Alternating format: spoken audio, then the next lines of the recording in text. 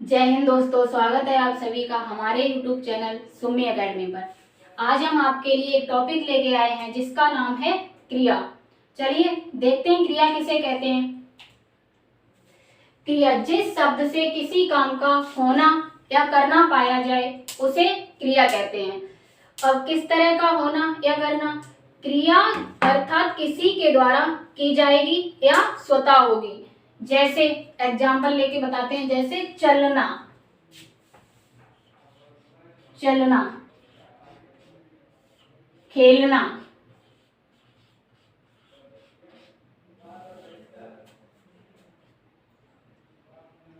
तो यहाँ पर चलना शब्द आया है। आप कहेंगे कि यहाँ पर क्रिया क्या हो रही है, कहाँ हो रही है? तो यहाँ पर चलना अर्थात कोई कार्य नहीं हो रहा है, फिर भी हम मतलब चलना, हमारे पैर आगे बढ़ रहे हैं ना, तो वो एक तरह की क्रिया ही है।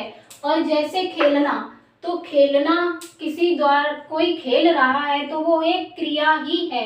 ये हमारे शब्द क्रिया के अंतर्गत आ जाते हैं। और एक जैसे ये खेलना तो हमारा एक क्रिया प्रतिक्रिया हो रही है ना, तो यहाँ पर हमारा खेलना शब्द क्रिया के अंतर्गत आ जाएगा। और हमारा एक शब्द इसी में पूछ लिया जाता है, धातु। धातु किसे कहते हैं? हमारे एग्जाम में डायरेक्ट क्वेश्चन बन जाता है कि इनमें से कौन सा धातु है।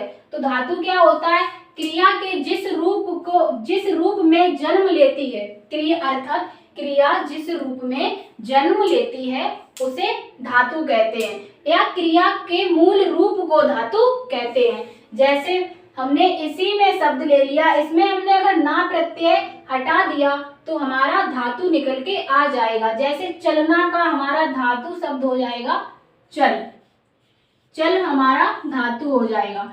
खेलना में हमारा धातु होगा खेल। और एक होता है जाना, तो जाना में हमने ना प्रत्यय हटाया तो वहां पर हमारा धातु निकल के आएगा जा। कौन सा धातु निकल के आएगा? जा। तो यहाँ पर ये शब्द जो चल, खेल, जा, ये हमारे धातु के अंतर्गत आ जाते हैं। अर्थात हम क्रिया से ना प्रत्यय हटा देंगे तो हमारी धातु बाहर निकल के आ जाती है। तो धातु हम चलना में धातु हो जाएगी चल, और खेलना में धातु हो जाएगी खेल। खेलना में कौन सी धातु हो जाएगी? खेल। अब देखते हैं जो क्रिया के प्रकार, क्रिया कितने प्रकार की होती है या क्रिया के भेद।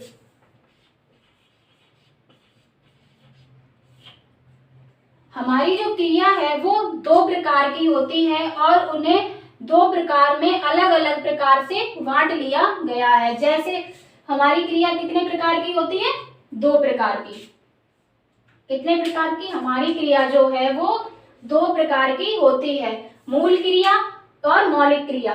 मूल क्रिया किसे कहते हैं? मूल क्रिया को ही हम मौलिक क्रिया कहते हैं। और इसका मतलब होता, इसका एक रूप होता है धातु। अर्थात क्रिया जिस रूप में जन्म लेती है उसे ही हम मूल क्रिया कहते हैं। और यौगिक क्रिया, यौगिक क्रिया किसे? नंबर 2 यौगिक क्रिया। यौगिक क्रिया किसे कहते हैं? जहां पर हम संज्ञा या कोई प्रत्यय शब्द जुड़कर जो हमारी क्रिया होती है वो संज्ञा या प्रत्यय के जुड़ने से बनती है, वो हमारी यौगिक क्रिया हो जाती है। और हम आज यौगिक क्रिया के अंतर्गत ही कुछ पढ़ने जा रहे हैं। जैसे हमने यौगिक क्रिया को 3 भागों में बांट लिया है। कितने भागों में? 3 भागों में। उसके अंतर्गत हमारी कर्म के आधार पर क्रिया आ जाती है, और अर्थ के आधार पर क्रिया आ जाती है, और अन्य क्रियाएं आ जाती हैं। कर्म के आधार पर हमारी क्रियाएं कितने प्रकार की होती हैं? 2 प्रकार की। जो हमारी कर्म के आधार पर क्रिया होती है वो कितने प्रकार की होती है? 2 प्रकार की। और वो कौन कौन सी होती है? अकर्मक क्रिया और सकर्मक क्रिया। और अर्थ के आधार, और जो क्रियाएं होती हैं अर्थ के आधार पर, आगे हमारी क्रियाएं होती हैं अर्थ के आधार पर। अर्थ के आधार पर हमारी क्रिया होती है क्रियार्थक क्रिया और प्रेरणार्थक क्रिया। अर्थात अर्थ के आधार पर भी हमारी क्रियाएं 2 प्रकार की होती हैं। और अन्य क्रियाएं हमारी कितने प्रकार की होती हैं? इसमें कई प्रकार की क्रियाएं होती हैं, मगर हमने वो क्रियाएं ली हैं जो हमारे एग्जाम के पॉइंट व्यू से इम्पोर्टेंट हो जाती हैं, जैसे पूर्वकालिक क्रिया, संयुक्त क्रिया और प्रेरणार्थक क्रिया। तो आज हम अर्थ के आधार पर क्रिया देखेंगे कि अर्थ के आधार पर हमारी जो क्रिया होती है वो कितने प्रकार की होती है। कितने प्रकार की? 2 प्रकार की, सकर्मक क्रिया और अकर्मक क्रिया। चलिए देखते हैं अर्थ के आधार पर।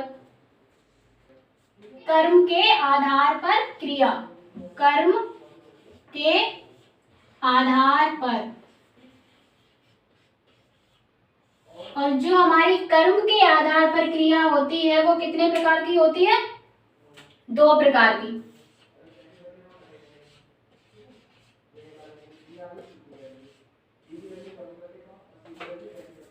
नंबर 1 सकर्मक क्रिया,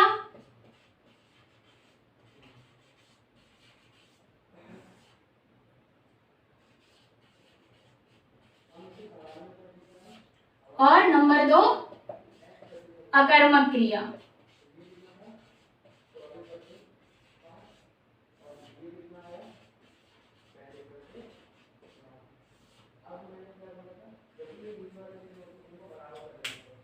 सकर्मक क्रिया किसे कहते हैं? जिस क्रिया का प्रभाव कर्म पर पड़े उसे हम सकर्मक क्रिया कहते हैं। जिस क्रिया का प्रभाव कर्म पर पड़े उसे हम सकर्मक क्रिया कहते हैं। और अकर्मक क्रिया की परिभाषा क्या कहती है? जिस क्रिया का प्रभाव कर्म पर ना पड़कर कर्ता पर पड़े उसे हम अकर्मक क्रिया कहते हैं। तो चलिए हम इन परिभाषाओं को छोड़कर इन शब्दों में देखते हैं कि हमारी किस तरह से परिभाषा निकल के बाहर आती है। तो यहाँ पर हमने कॉमन शब्द पकड़ा, कर्मक और कर्मक। तो हमारा कॉमन शब्द इसमें कर्मक और कर्मक आ गया। तो यहाँ सा का मतलब होता है 7। सा का मतलब क्या होता है? 7। और कर्म का मतलब कर्म। तो यहाँ पर हमारी परिभाषा यही तो कहना चाह रही थी कि जिस क्रिया का प्रभाव कर्म पर पड़े वो हमारी सकर्मक क्रिया। तो यहाँ पर कर्म के साथ क्या निकल के आ रहा है? कर्म के साथ, अर्थात जिस क्रिया का प्रभाव कर्म पर पड़े वो हमारी सकर्मक क्रिया के अंतर्गत आ जाता है। और अकर्मक क्रिया क्या कहना चाह रही है? चलिए देखते हैं। अकर्मक का मतलब, कर्मक हमने कॉमन ले लिया, कर्म का मतलब होता है हमारा कर्म और आ का मतलब होता है नहीं।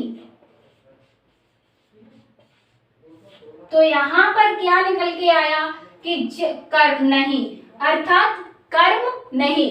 अब यहाँ पर हमारा कर्म है ही नहीं तो यहाँ पर हमारा कर्म पर प्रभाव कैसे पड़ेगा?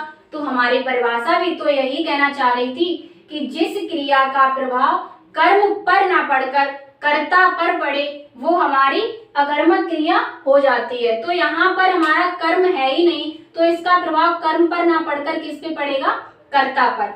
अब आपको एग्जाम्पल दे मिल जाता है, जैसे राम आम खाता है और इसमें बच्चा रोता है। तो यहाँ पर हमारा जो राम आम खाता है, तो यहाँ पर खाता शब्द आया है वो हमारा सकर्मक क्रिया के अंतर्गत आ जाएगा। खाता है इसलिए सकर्मक हो जाएगा। और बच्चा रोता है तो रोता है हमारा अकर्मक हो जाएगा। मगर कई प्रकार से इस तरह के जो वाक्य होते हैं बच्चे रटकर चले जाते हैं और उन्हें एग्जाम में कंफ्यूज हो जाता है उन लोगों को। फिर वो बोलते हैं कि मतलब किस तरह का प्रभाव किस पर पड़ रहा है, कुछ समझ नहीं आ रहा। यही कुछ शब्द समझने के लिए हमने कुछ ट्रिक निकाली है, चलिए वो देते हैं, उसके बाद देखते हैं। जैसे सकर्मक, सकर्मक का मतलब होता है 7 और हम प्रश्न करेंगे क्या और किसको। क्या प्रश्न करेंगे? क्या और किसको प्रश्न करेंगे। क्या और किसको।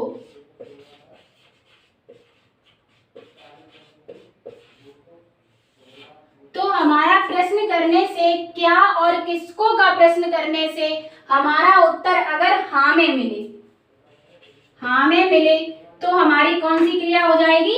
सकर्मक। और हमारा उत्तर ना में मिले तो हमारी कौन सी क्रिया हो जाएगी? अकर्मक। चलिए, तो हमने कहा राम आम खाता है, तो यहाँ पर आपने प्रश्न किया कि राम क्या खाता है, तो हमारा उत्तर आया आम खाता है। तो आम खाता है, तो यहाँ पर हमारा प्रश्न हाँ में उत्तर मिल रहा है, तो यहाँ पर हमारी सकर्मक क्रिया हो जाएगी। और दूसरा आपने एग्जाम्पल किया कि बच्चा रोता है, तो आपने प्रश्न किया कि बच्चा रोता है, क्या रोता है, किसको रोता है, तो हमारा यहाँ पर जो उत्तर है ना में मिला, तो यहाँ पर हमारी क्रिया कौन सी हो जाएगी? अकर्मक क्रिया। पर एग्जाम में अब ये वाक्य ना देकर कुछ शब्द दे दिए जाते हैं, तो बच्चे कंफ्यूज हो जाते हैं। चलिए देखते हैं कैसे शब्द आते हैं एग्जाम में।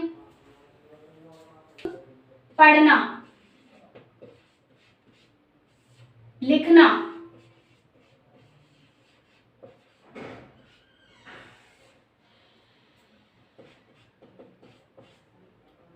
खेलना, इस प्रकार के हमारे एग्जाम में शब्द मिलते हैं, तो हम कंफ्यूज हो जाते हैं कि हम प्रश्न कैसे करें। तो आप कहेंगे कि अब प्रश्न कैसे करें कि अब तो हमारा वाक्य ना देकर एक छोटा सा शब्द दे दिया गया है, तो हम प्रश्न कैसे करें। तो आपसे किसने कहा कि प्रश्न नहीं करना है, करो प्रश्न। कैसे? देखिए, क्या पढ़ रहा है,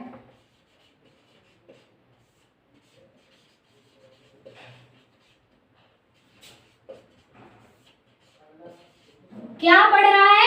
किताब पढ़ रहा है। हमारा उत्तर मिल रहा है ना, क्या पढ़ रहा है? किताब पढ़ रहा है। क्या पढ़ रहा है? उपन्यास पढ़ रहा है। क्या पढ़ रहा है? उपन्यास पढ़ रहा है। क्या पढ़ रहा है? अखबार पढ़ रहा है। हमारा उत्तर निकल के आया ना कुछ पढ़ रहा होगा, तो यहाँ पर हमारा उत्तर निकल के आया ना, तो यहाँ पर हमारी कौन सी क्रिया हो जाएगी? सकर्मक क्रिया। कौन सी क्रिया हो जाएगी? सकर्मक क्रिया। अब आप दूसरा आया लिखना, तो क्या लिख रहा है? पत्र लिख रहा है। क्या लिख रहा है? उपन्यास लिख रहा है। तो हमारा उत्तर मिला ना, तो यहाँ पर हमारी कौन सी क्रिया हो जाएगी? सकर्मक क्रिया। जिस क्रिया का उत्तर हाँ में निकल के आए वो हमारा सकर्मक क्रिया के अंतर्गत आ जाएगा। और दूसरा हमारा तीसरा एग्जाम्पल हो जाता है खेलना। क्या खेल रहा है? तो हमारा उत्तर आ जाएगा क्रिकेट खेल रहा है या बैडमिंटन खेल रहा है, कुछ भी खेल रहा है। हमारा उत्तर आ रहा है ना, तो हमारी यहाँ पर कौन सी क्रिया हो जाएगी? कौन सी हो जाएगी? सकर्मक क्रिया। कौन सी? सकर्मक क्रिया। अर्थात जिस शब्द से हमें क्या और किसको से प्रश्न करने से हमारा उत्तर हाँ में मिले वो हमारी सकर्मक क्रिया हो जाती है, और जिससे हम क्या और किसको का प्रश्न करें उसका उत्तर हमारा ना में मिले वो हमारी कौन सी क्रिया हो जाएगी? अकर्मक क्रिया। जैसे अकर्मक क्रिया में हमने एग्जाम्पल लिए रोना, हंसना, उड़ना। तो यहाँ पर आपने प्रश्न किया क्या रो रहा है? क्या रो रहा है? नहीं पता ना। क्या रो रहा है? किसको रो रहा है? नहीं पता चल रहा ना। तो यहाँ पर हमारा प्रश्न जो ना में निकले वो कौन सी क्रिया हो जाएगी? जहां हमारा उत्तर करने से प्रश्न ना में निकले तो वो कौन सी क्रिया हो जाएगी? अकर्मक क्रिया। और हमने दूसरा हंसना, तो यहाँ पर हमने प्रश्न किया क्या हंस रहा है? क्या हंस रहा है? पता नहीं ना।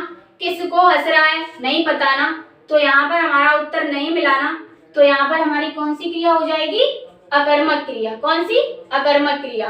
अब उड़ना, तो आप प्रश्न किया उड़ना, क्या उड़ रहा है? पता नहीं ना। किसको उड़ रहा है? लेकिन कुछ बच्चे बोलते हैं क्या उड़ रहा है मैम? पक्षी उड़ रहे हैं। तो वो बोलेंगे कि हमारा उत्तर निकल के आ रहा है कि पक्षी उड़ रहे हैं। चलो, तो हमने एक वाक्य बनाया कि आकाश में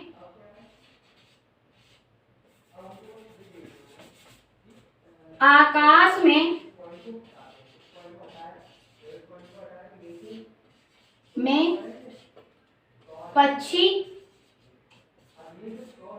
उड़ रहे हैं।